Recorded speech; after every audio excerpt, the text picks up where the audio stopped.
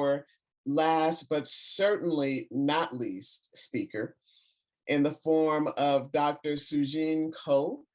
Dr. SueJeanne Koh is the Graduate Futures Program Director of the Humanities Center at the University of California, Irvine.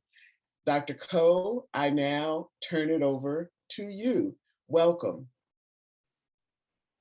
Thank you so much, Bishop Rawls.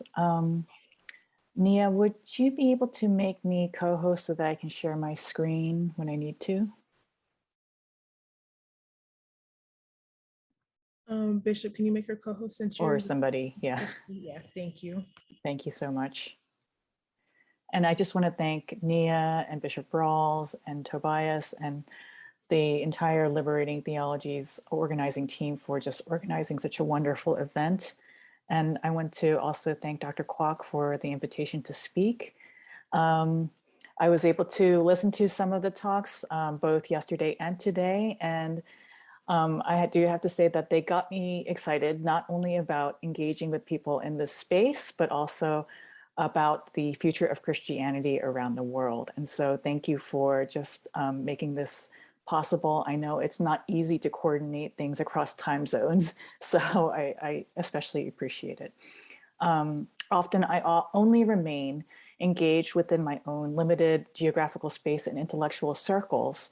And so as a result, I'm not always aware of how Christianity is being expanded and reimagined in new ways. And I especially appreciated Dr. Juma's reading of the book of Jonah as a liberatory text. So thank you for that.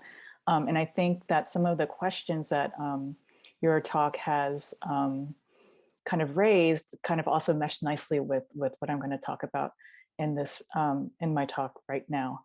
And so that's also a point that I'm going to revisit at the end of my talk. So my talk today, and I'm going to share my screen now. Let's see if I remember how to, okay.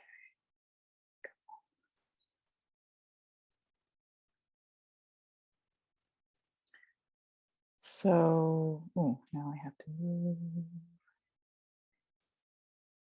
Okay.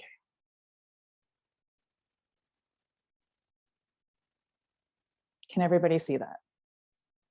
Okay. So my talk today is called Beyond Visibility, Anti-Asian Racism, Accountability, and the Project of Shared Liberation. So I want to start with a small confession. When I first read the theme of the conference, New World Order, Christianity in Global Context, the phrase New World Order evoked for me images of empire. The truth is that Christianity has been global for a long time. Embedded in the Great Commission is a global impulse, and it can in part explain how Christianity grew from a marginal and persecuted religious movement to one that now stretches around the globe. And when Dr. Kwok invited me to speak on anti-Asian racism in this context, I was honored, but also wondered how I would exactly connect this phenomenon to the conference theme. In some ways, while the issue of anti-Asian hate has become more visible in the past year or so because of its direct correlation with the pandemic, it still seems to be a conversation that is US-centric. Even my mother-in-law, who lives in England, sent me a news article earlier this year about anti-Asian hate incidents, but occurring in the US. So this isn't to say that the phenomenon isn't happening around the world. It's just that I simply haven't read too much about it. So let me share some statistics from, sorry about that. Okay, so let me share some statistics from Stop AAPI Hate, a coalition group that emerged from the increase in incidents of hate, violence, discrimination, bullying, and other forms of harm against Asian Americans in the past year. There are other organizations like Virulent Hate, but Stop AAPI Hate has probably gotten the most publicity in the past year. From March 19, 2020 to June 30th, 2021, Stop AAPI tracked 9,081 incident reports. Verbal harassment and shunning comprise the top two categories of incidents, followed by physical assault. Public streets and businesses remain as the top sites where anti-AAPI hate incidents occur. Such incidents affect women disproportionately, 63.3%, and 48.1% of these incidents included at least one hateful statement regarding anti-China and/or anti-immigrant rhetoric. Given how the former president of the United States described COVID-19 as the China virus or Kung flu, it seems easy enough to correlate the uptick in hate incidents against Asian Americans with such scapegoating rhetoric. And this is true. After the violent attacks against a Burmese family in Texas earlier this year, the FBI warned that there could be an uptick in hate crimes with, quote, the assumption that a portion of the US public will associate COVID-19 with China and Asian American populations, end quote. We also have, however, the violent killings of women of Asian descent in the Atlanta area earlier this year by a white male who visited various spa establishments because he wanted to eliminate the source of his, quote, sexual temptation, end quote. From this, we have gained the valuable insights of various critical analyses of how religion, misogyny, and the history of US militarism in Asia have intertwined and persist into the present day. What this indicates to me is that while we may want to roll this incident into the ongoing current phenomenon of anti-Asian hate incidents, these historicizing analyses of the latter open up a different line of thinking about the former. So let me say this a little differently. In an important sense, the Atlanta killings revealed the importance of historical framing in interpreting a particular event. Remember, police authorities initially were reluctant to name this as a hate crime. They only wanted to engage with the facts on the ground. News outlets, too, were reluctant to associate this with a hate crime, initially more comfortable with the language of mental illness and focusing on the individual's personal experiences. What critical analyses at the time provided was the reality that the perpetrator's act was embedded in a longer and broader narrative than the shooter's own intent. Now, this isn't to say that the shooter had no agency. Rather, it is to say that the sediment of history provided the backdrop to his actions. And this is an important intervention. What happened here was not just the action of a lone individual, a framing that obscures the structural or institutional realities that animate the scene. So what sometimes worries me about the current framing of AAPI hate is that it risks narrowing the phenomenon not only to a contemporary moment, but more critically, to a particular focus on representation or visibility as the answer to the problem. Said differently, movements like Stop AAPI Hate do important work by increasing awareness of the problem through social media and through the collection of data and reports. But to stop there elides a larger framework that connects these incidents to US imperialism and militarism in the Pacific Rim. So let me try to unpack this a bit. I'm not saying that Stop AAPI Hate or other writers who have brought these violent incidents to our attention do not refer to history. Rather, it is more about how that historical interpretation is employed to serve a particular goal. Writers have historicized the current moment by reference to how Chinese immigrants in the early 20th century, especially those living in urban areas, were associated with disease and filth. And this is just like a propaganda editorial from the early 1900s that compares sort of the living quarters of Chinese male bachelors in urban areas with the white domestic scene of the father coming home from work and with his wife waiting with him with his children. But while this is true, what I think this kind of historical framing does is to limit the scope of the appeal to belonging and empathy. When Asian American scholars and leaders push against the association with disease and filth with Asian Americans, it is revealed to be a rhetorical strategy employed to keep Asians out of the United States. This part is important and necessary, but the historicizing of this claim does ambivalent work. On the one hand, it is helpful to illuminate that such racist tropes have persisted because of how it reveals current hate incidents as being part of a broader structural and historical phenomenon.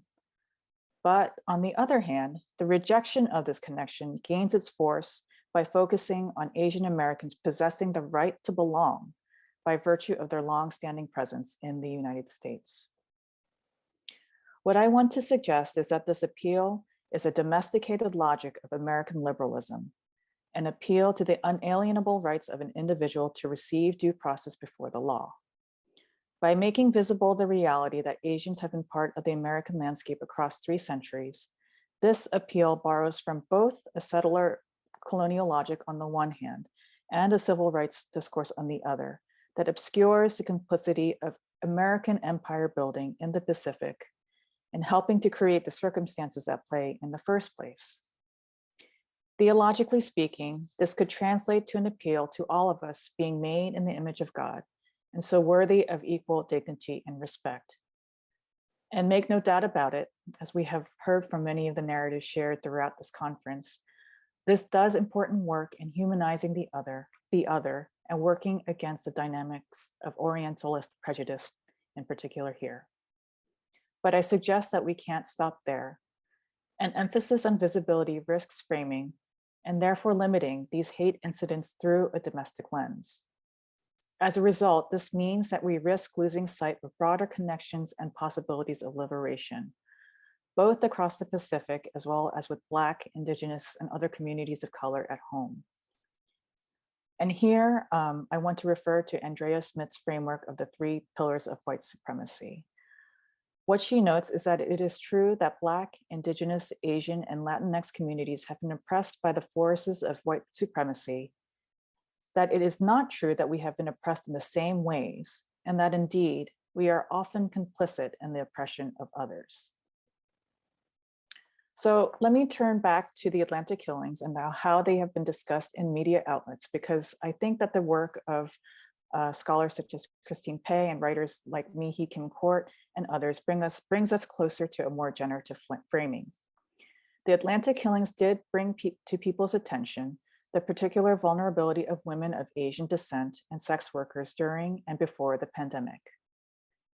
I do want to stress that the association of Asian women with sex work in this particular incident, however, was one that was assumed rather than actual fact, but here the assumption opens up critically important insights. The description of Asian women's bodies by the shooter as sexual temptations and the association of Asian women with sex work is born in the realities of camp-town cottage industries across the Pacific Rim near American military bases. These camp towns explicitly provided American servicemen with sexual services. I point to this not only because it provides a historical framing of the sexual fetishization of Asian and Asian American women, but because it also reveals the long shadow of American empire and the structural and institutional roots of this particular expression of Orientalism. It is not just about an objectifying stereotype that causes harm to individuals, but emerges from methodical and strategic empire building. And so this kind of visibilization is not a visibilization that is for the sake of inclusion, but actually presses on the importance of coalition building in 2 ways. One, it presses on the issue of coalition building across the Pacific between Asian and Asian American communities to interrogate the military presence of not only America, but also other countries who are invested in the building of empire, Russia and China, for example.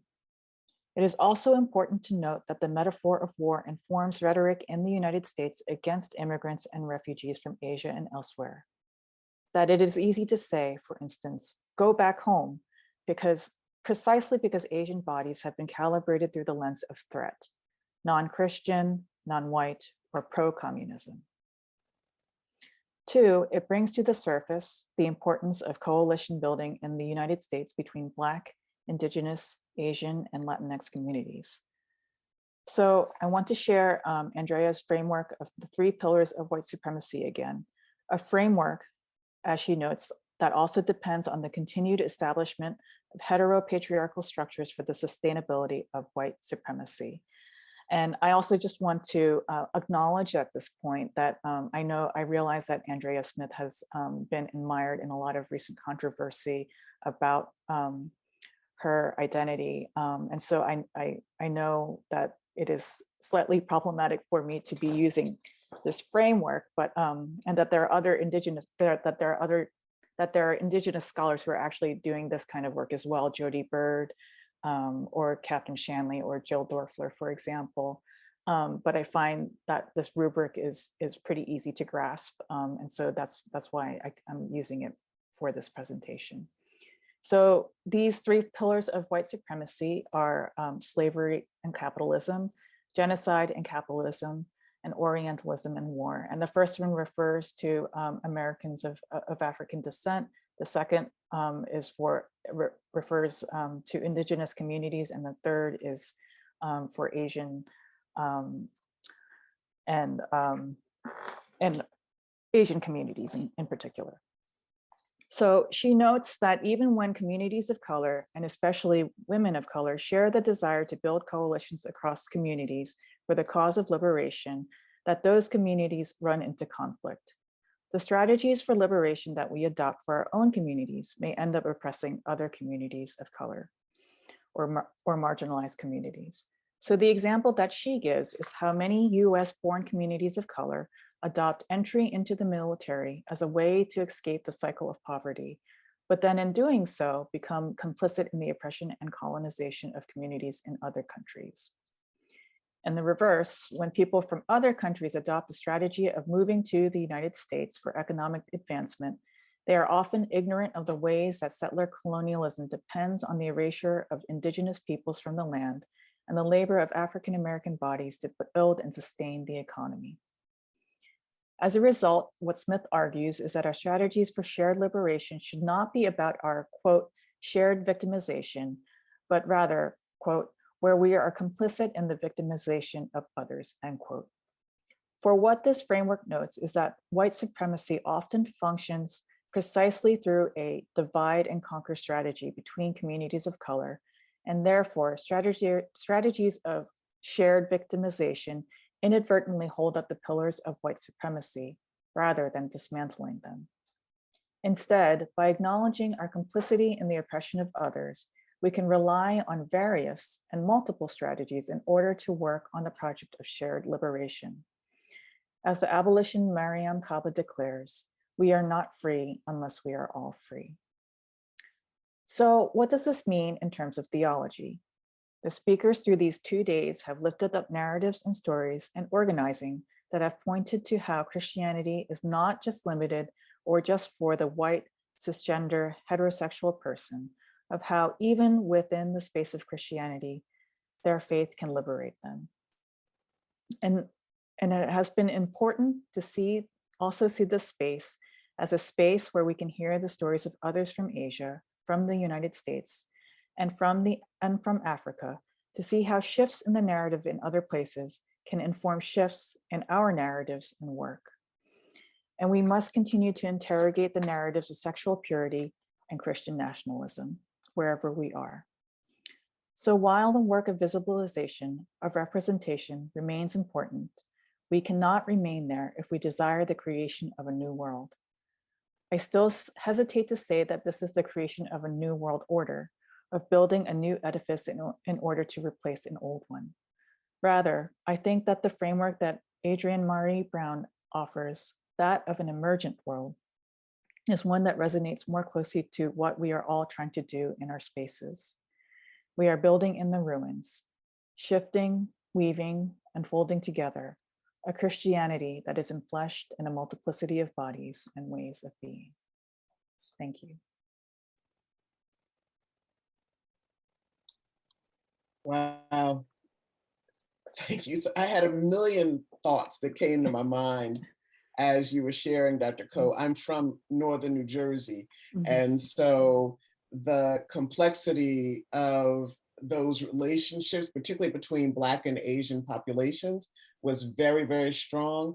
not quite as visible here in the South, but definitely when pulling from my experiences in the Northeast, it was complicated, many of those relationships. And I love how you, in using the example of the military, I had not actually thought before about that notion of what it meant to take the impoverished from one area and then weaponizing them basically as you send them to another. And then worse yet, sending them back broken in interesting kind of ways when thinking about post-traumatic stress and the like. I'm thinking about, I'm of an age where I remember veterans coming back from the Vietnam War and what that experience was. How do you see us, and you know, and I'm speaking this very much from an American perspective.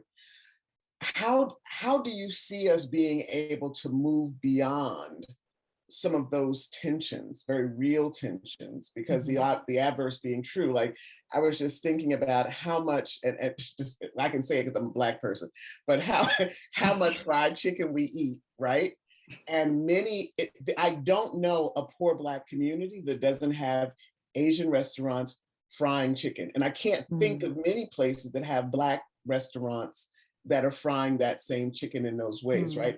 And that in and of itself, the tensions that created, and I'm going to a very base level for that conversation, but where do you see the possibility even for some of those bridges that you're referencing to be built? Because what was very effective was separating those communities, right? So, and when I think about mobilization, I don't see that mobilization, I see it rarely ever happening where you have Black and Asian folk together, these two very marginalized populations, but viewed on very opposite sides, even when everybody is Christian in the conversation. What thoughts do you have about that? And I realize this is quite a thing to kind of drop down, but you're here, so you know what I'm talking about in terms of that fundamental challenge. Yeah, thank you for sharing that. I mean, I grew up in the Philadelphia area, and you know, I attended a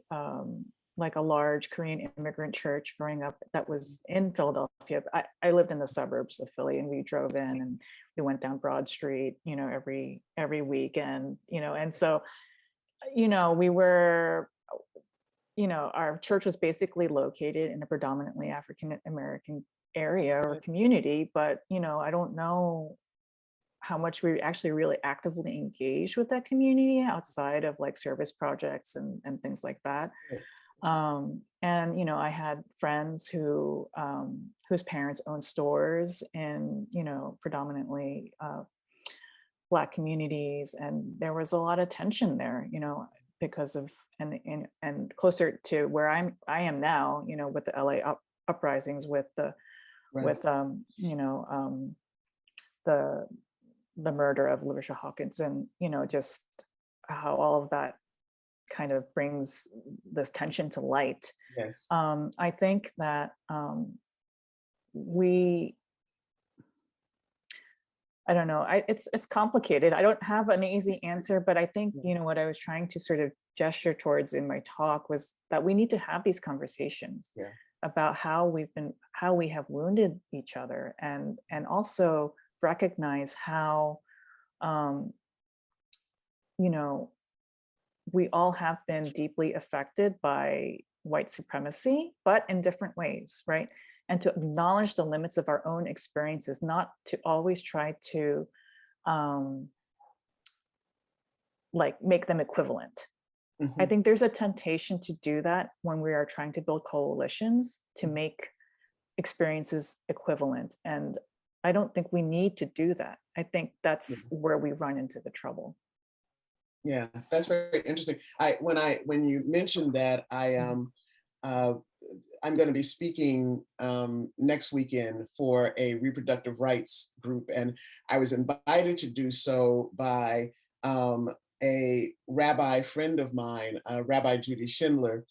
And what's interesting is we've had these conversations in terms of Black and Jewish relations.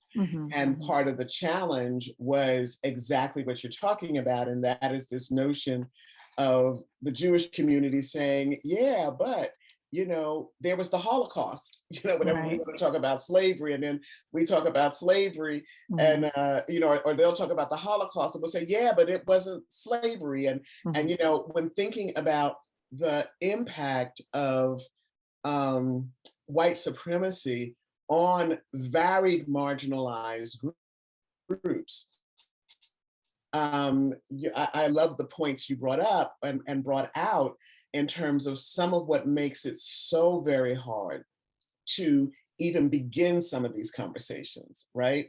Yeah. Because while Black and Jewish communities have its own complex experiences, and again, if I'm coming from the kind of Black urban experience Mhm. where many Jewish folk had the opportunity to come in, bought properties, we were housed in many of those properties.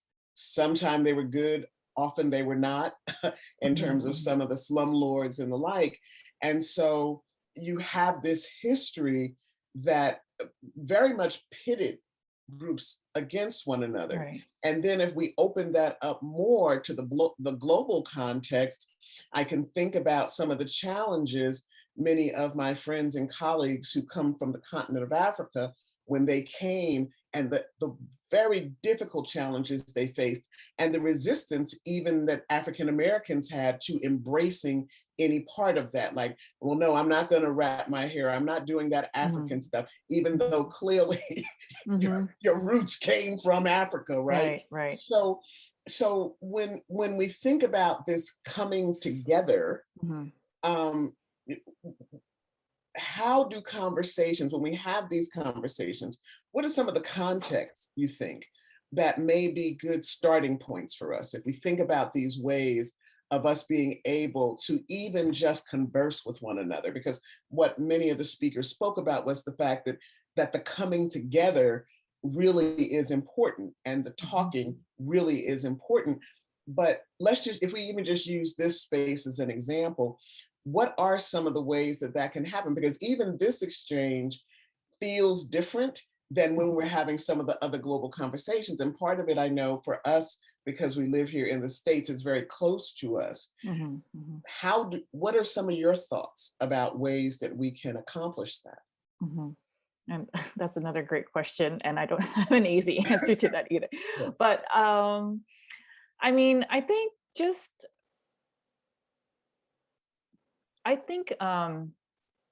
okay, so like for the example that you gave, with like Black communities and Jewish communities and how they're sort of lifting up the source of their own oppression, it's in a way that is in competition with the other narrative, right?